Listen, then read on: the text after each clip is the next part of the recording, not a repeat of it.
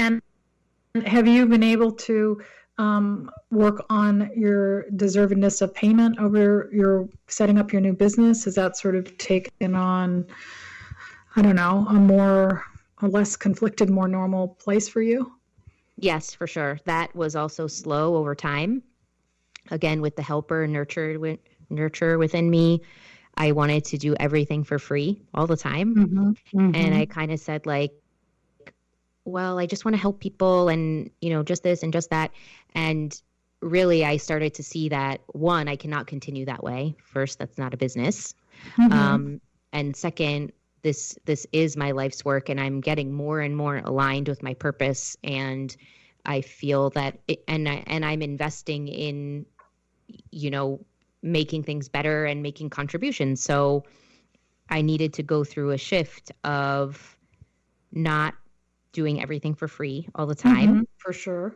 And then, so started with like small amounts of payments to get used to, just the exchange of money and services, and then eventually grow it from there. Yeah. So I've definitely been through that too. That's great. Very helpful. Very, very helpful. Would you consider yourself someone who hasn't always fit in? And if so, did it lead ever to self-doubt in your decision-making or risk-taking? And what sort of work have you done around this? Yes, I have. You're so great with all your points because they're like, yes, I have definitely felt like I didn't fit in. I kind of felt like I was always on the perimeter of the friend groups, never really like fully in one, like with school. I mean, I don't know how far back you want to go, but with school, for example, I felt like I was kind of just friends with everyone, but not really set into one group of friends. It didn't bother me so much because I felt like I liked having the variety, and I see different things in different people and appreciate them different ways.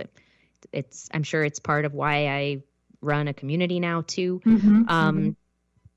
But at the same time, I think it can be difficult because I was always, working with those different groups and kind of like, oh, where do I fit in? So a lot of the people pleasing, I think it's, pros and cons, right? Then I think the people pleasing comes from that too, really being with all of these different people and everything. So it's kind of a mix. I'm not upset about it, but I see how it helps and kind of makes its own challenges.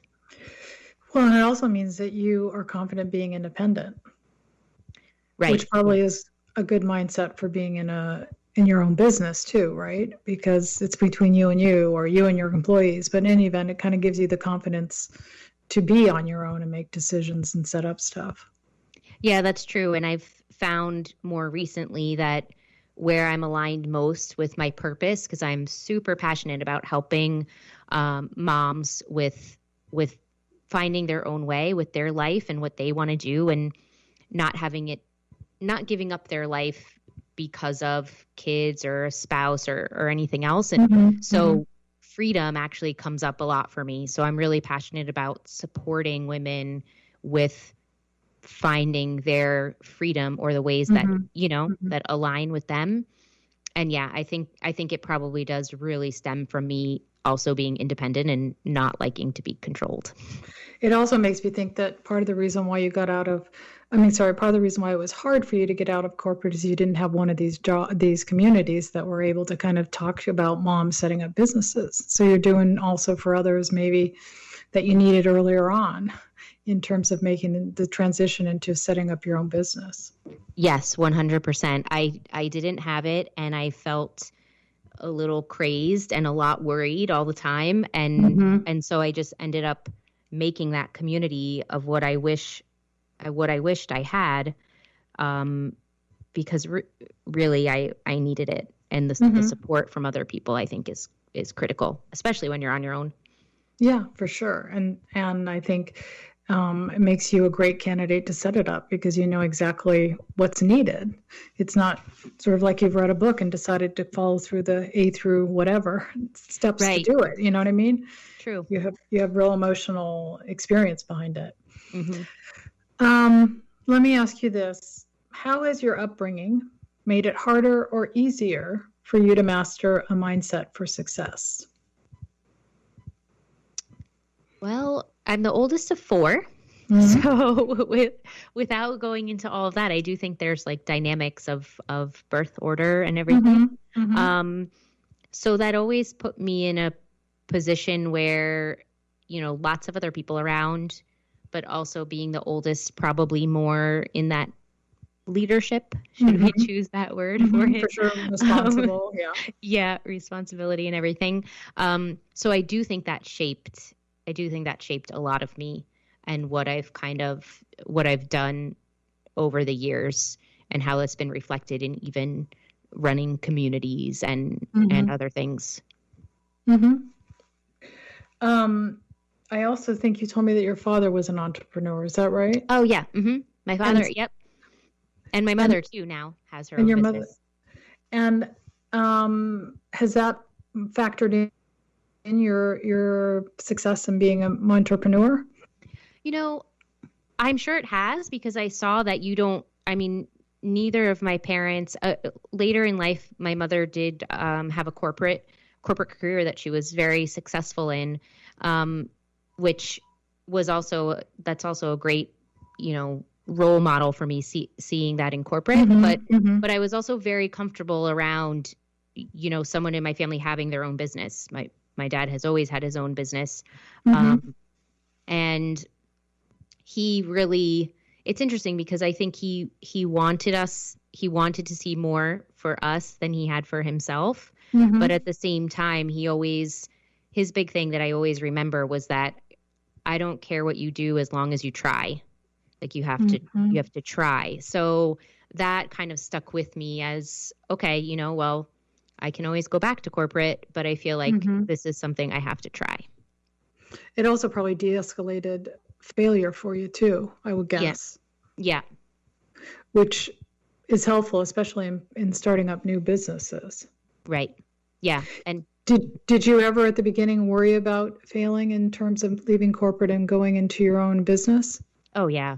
Yeah. I was like, probably every failure thought you could think I had in some way, shape, or form. But, then I eventually started telling myself, what's the worst that can happen? I go get another corporate job. Okay.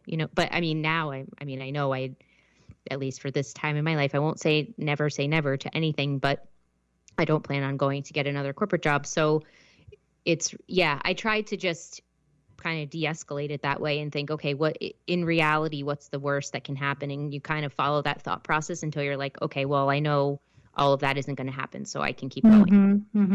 And that's new to setting up your own business. You didn't have that mindset in corporate? I didn't worry so much about it in corporate. I really didn't. Yeah.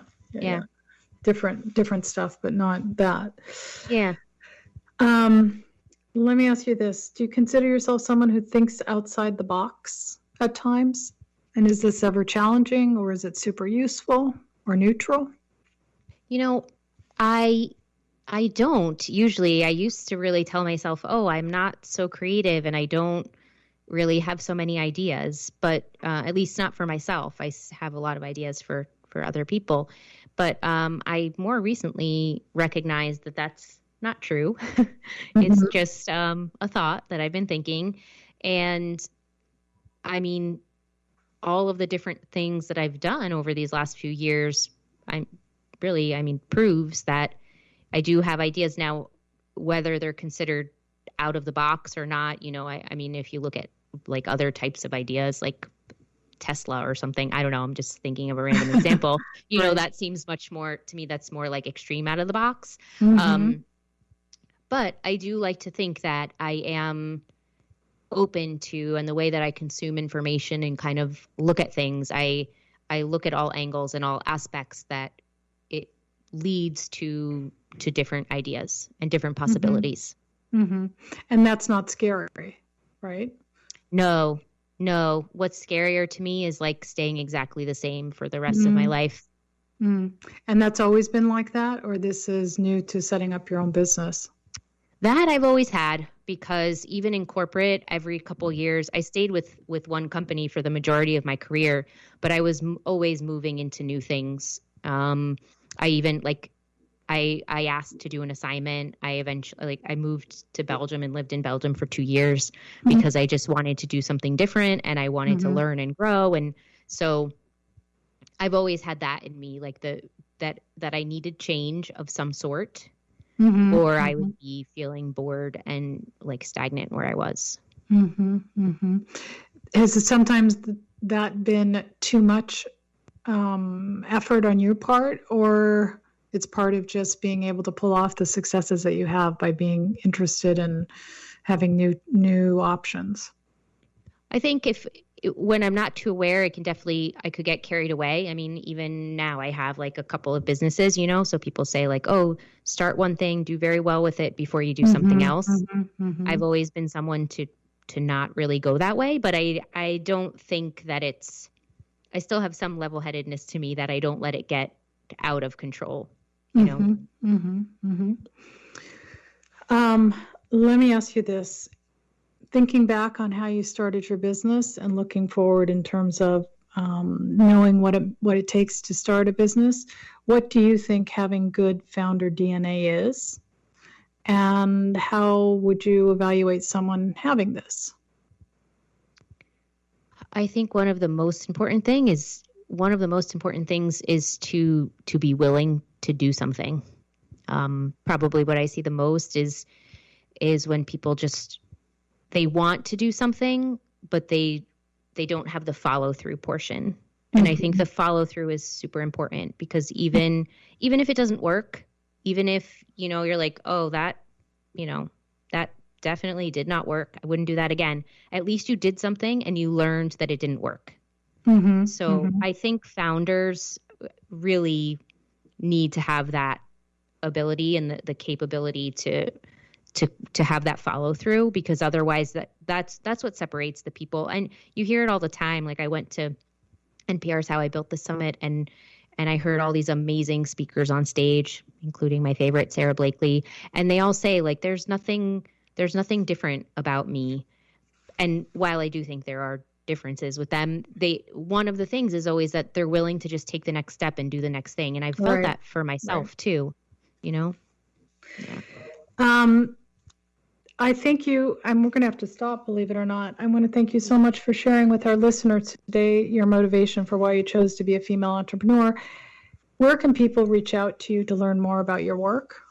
Sure. They can find me online on Instagram. I'm at The Transitions Collective. And they can go to maryclaviere.com to find out more just about me, and it'll take them to my different sites.